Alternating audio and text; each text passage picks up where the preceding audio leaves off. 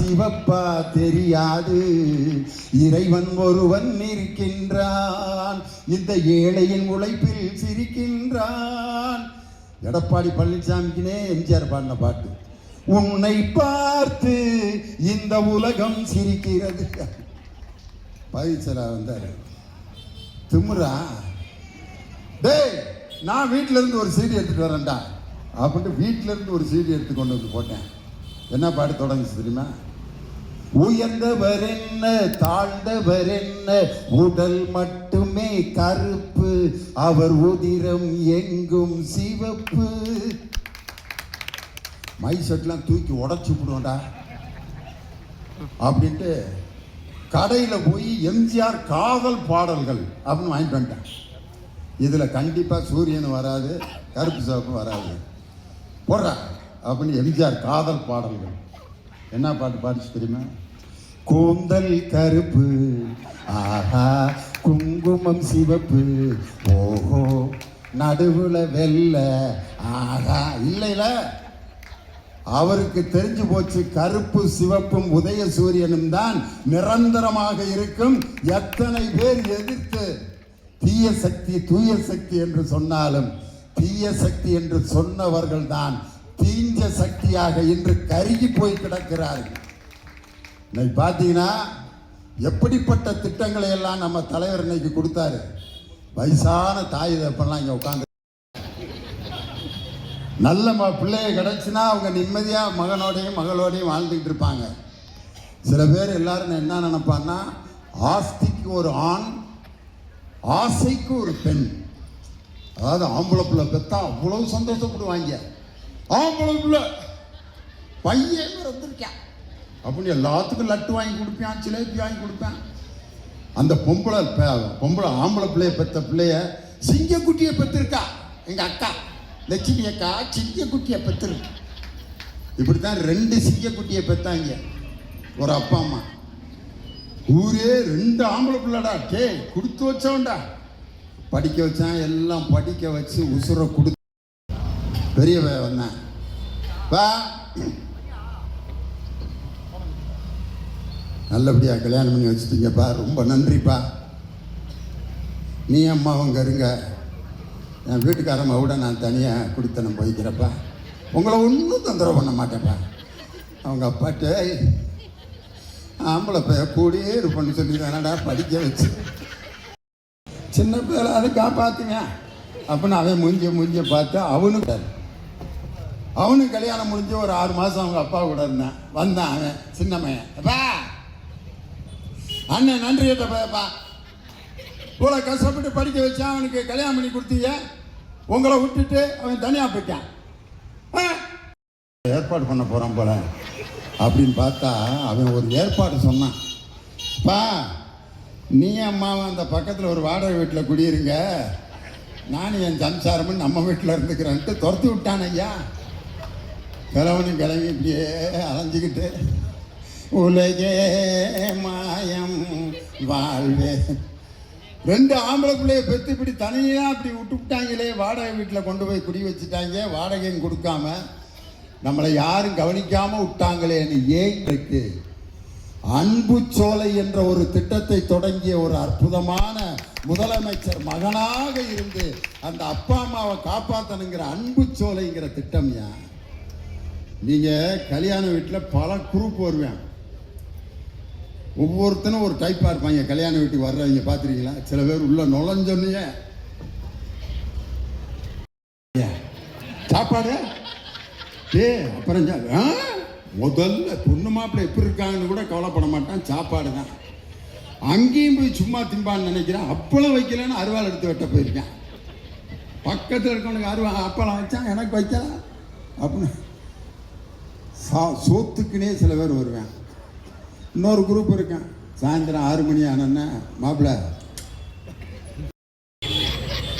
12 மணிக்கு ஆரம்பிப்பாங்க, மிக்சரு ஊறுகாய் மட்டை அதை வாங்கி கொடுக்கறதுக்குள்ளே 2 சின்ன பிள்ளையை செட் பண்ணிடுவேன். வாங்கி கொடுத்து கொஞ்ச நேரம் வரைக்கும் தமிழில் பேசுவாங்க, அப்புறம் இங்கிலீஷில் பேசுவேன், அப்புறம் செருப்படுத்து சிக்கன் 65ன்னு செருப்பை தின்னுட்டுருப்பேன். காலையில் 6 மணிக்கு தாலி கட்டிக்கிட்டு இருப்பாங்க, தாலிக்கு வரல, ஒன்றுக்கு வரல, 11 மணிக்கு எந்திரிச்சேன், கல்யாணம் எல்லாம் காலி பண்ணி போயிட்டாங்க, வீட்டுக்கு போங்கடான்ட்டு.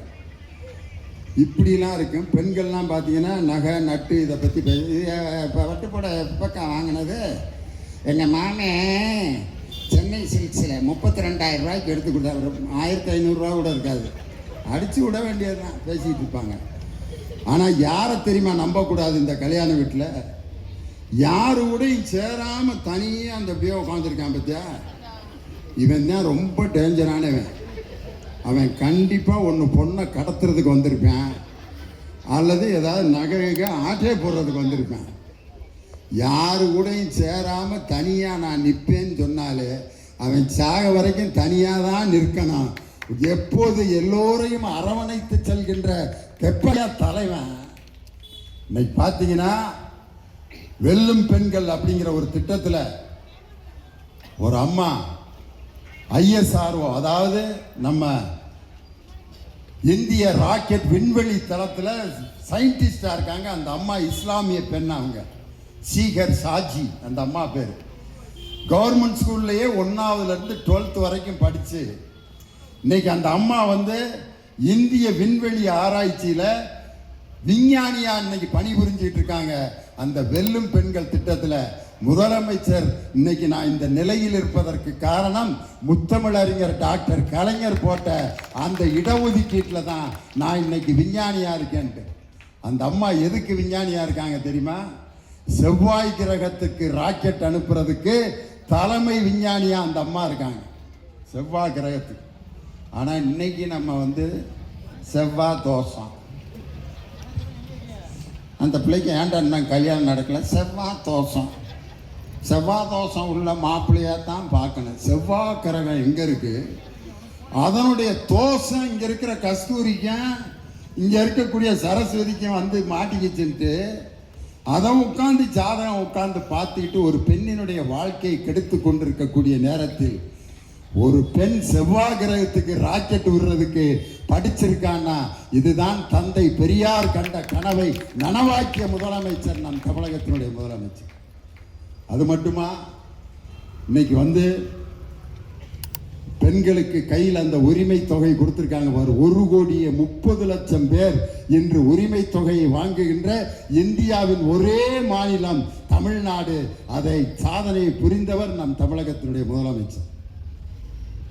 ஒரு அம்மா அப்ளிகேஷன் போடுது, எதுக்கு? உரிமை தொகைக்கு.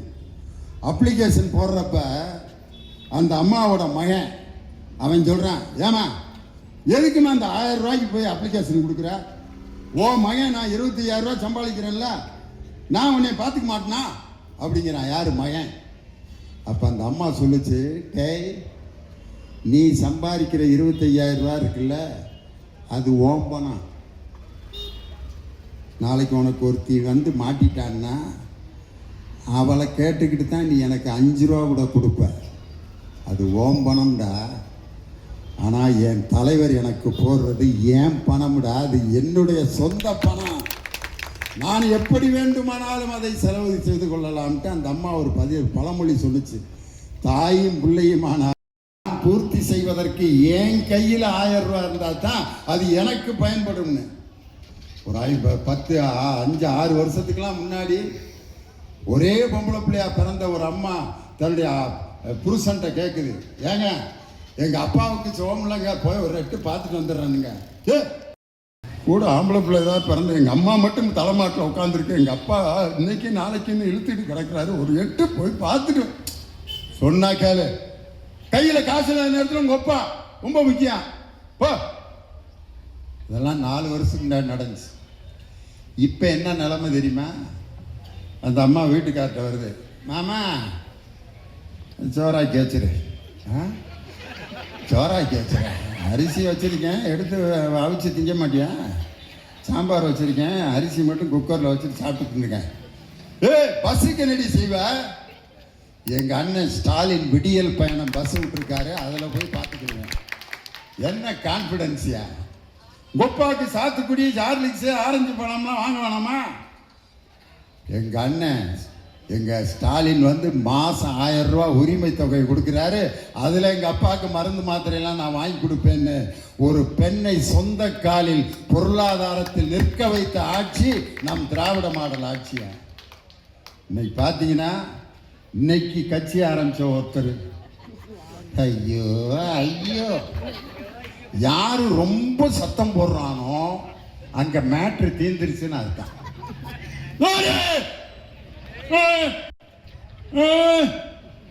வணக்கம், வணக்கத்தை கூட இவ்வளவு இதாக சொல்லுவாங்க. பெரியார்களே, தாய்மார்களே அப்படின்னா, டேய் எதுக்கு ஆம்புலன்ஸை கூப்பிடுற, ஏதாவது ஆயிர போகுது, ஏன் இவ்வளவு கோபம், என்ன சத்தம் அங்கே அதிகமாகதுனால அங்கே மேட்ரு காலி ஆயிடுச்சு. அங்கே தோல்வியை நோக்கி கிளம்பிக்கிட்டு இருக்காங்கன்னு அர்த்தம். 2 கணவன் மனைவி சத்தம் போட்டு பேசுகிறாங்கன்னு வச்சுக்கோங்க. அங்கே யார் என்ன பேசுகிறானே விளங்காது. ஆனால் காதலர்கள் பேசும்போது பார்த்துருக்கீங்களா, எங்கேயாவது சத்தமாக பேசுகிறாங்களா? இந்த பைபாஸில் வந்தான், பைக்கில் நிப்பாட்டி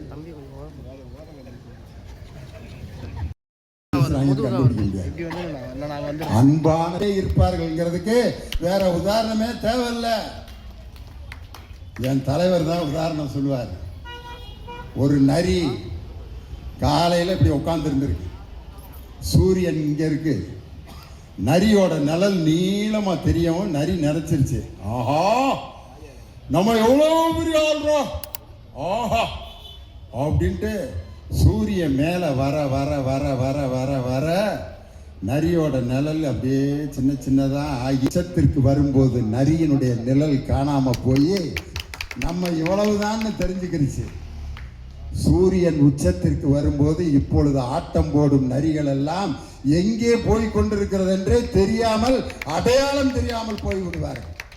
எத்தனை பேரை பார்த்த இயக்கம் இந்த திராவிட முன்னேற்ற கழகம். எத்தனை எதிர்ப்புகளையும் சந்தித்து இன்றும் நிலைத்து நிற்கிறது என்று சொன்னால் வலிமையான கொள்கையும் அந்த கொள்கையின் பிடிப்பில் வாழ்ந்து கொண்டிருக்கக்கூடிய உண்மையான தொண்டர்களையும் பெற்ற இயக்கம் இந்த திராவிட முன்னேற்ற கழகம். அதனால இதை யாரும் அசைக்க முடியாது. நம்ம நாய்ங்க அப்படின்னா ஓ நாயிடாது, என்னைய குடுங்குச்சுன்னா அதெல்லாம் ஒன்றும் செய்யாது, நீங்கள் வாங்க. நான் அந்த நாயை உத்து உத்து பார்த்தேன், எது முன்பக்கம் எது பின்பக்கம்னே கண்டுபிடிக்க முடியல. இங்கிட்டும் சடை தொங்குது, பின்னாலேயும் சடை தொங்குது. எனக்கு ஒரே எதிரா முன்பக்கம் எதிரா. நல்லா கவனிங்க, நான் சொல்ற கதையை. கூட்டம் கூட்டமா அந்த நாயை வந்து பார்ப்பாங்க. எதுக்குடா வளர்க்குறேன்னா ஒன்றும் செய்யாது, நல்லா திங்க நல்லா தூங்கும்.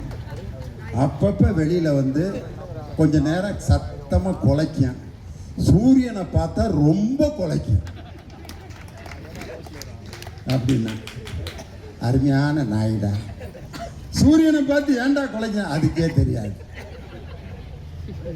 ஏண்டா சூரியனை பார்த்து இந்த நாய் குலைக்குதுன்னா அதுக்கே தெரியாதுங்கிறான் யார், ஓனர். அதுக்கு பொழுது போகலன்னா சூரியனை பார்த்து குலைச்சிட்டு திருப்பி போய் கூண்டுக்குள்ளே படுத்துக்கிறேன், நல்லா திங்க, திரும்பி எந்திரிச்சு வரேன், கொஞ்சம் நேரம் பார்க்க அப்படிங்க, சூரியனை பார்த்து அப்படிங்க, திருப்பி போயிடறேன். நீங்கள் எதுக்கு இப்போ கைதட்டுறீங்கன்னு எனக்கு புரியல. நான் நாய் கதை தான் சொல்லிக்கிட்டு இருக்கேன். ஏதோ அந்த நாய் நினச்சிக்கிட்டு இருக்கு நம்மளை பார்த்து எல்லாம் பயப்படுறாங்கன்ட்டு. இந்த காரில் 2 வீலர் எல்லாம் போகிறப்ப ரோட்டில் இருக்கிற நாய் அந்த 2 வீலரை பார்த்து பின்னாடியே குலைச்சிட்டு வரும், பார்த்துருக்கீங்களா? துரத்திக்கிட்டே வரும்.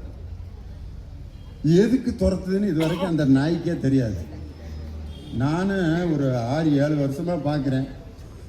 அங்கே நான் இருக்கிற நாயை கொஞ்சம் தூரம் ஒரு 1/2 கிலோமீட்டர் வரைக்கும் கூட துரத்திக்கிட்டே வந்துட்டு திருப்பி பழைய ரெண்டையும் கூட்டினா 41%. இப்போ நாங்கள் 2 பேரும் சேர்ந்துருக்கோம், 41% வாக்கு எங்களுக்கு கிடைக்கும். ஒரு பயல் கூப்பிட்டு நாய்க்கு 4 வயசுல 4 கால்ரா, 16 வயசுல எத்தனை கால் இருக்கேன் அப்படின்னு கேட்டேன்னா அவன் 16 கால் இருக்கேன் சார். டேய் நல்லா யோசிச்சு சொல்றா. நாய்க்கு 4 வயசுல 4 கால், 16 வயசுல 16 கால் தான் சார். எவன்டா சொல்லி கொடுத்தா? 16 வயசுல ஆமாம், மாற்றி சொல்லிட்டேன். தம்பி ஏற்கனவே 41 பேர்ரா, இறங்குடா. உள்ள போயிருந்தாலும் போயிருப்பேன், திருப்பி உள்ள போய் வச்சிடாத, இறங்கு இறங்கு இறங்குன்னா அதுக்கப்புறம் தான் நான் முத்தம் கொடுப்பேன்னாரு.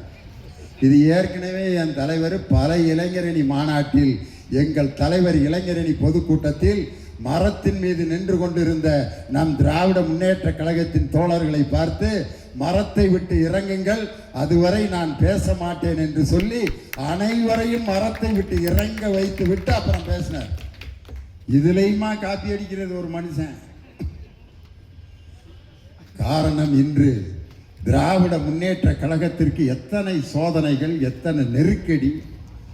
ஆளுநர் ஆர்.என். ரவி அவர் பார்த்தீங்கன்னா திருநெல்வேலியில் ஒரு காலேஜில் போய் இருக்கவர 10 லட்சம் உதயநிதி தலைக்கு தர்றேன்னாரு. அப்போ உதயநிதி சொன்ன பதில் என்ன தெரியுமா?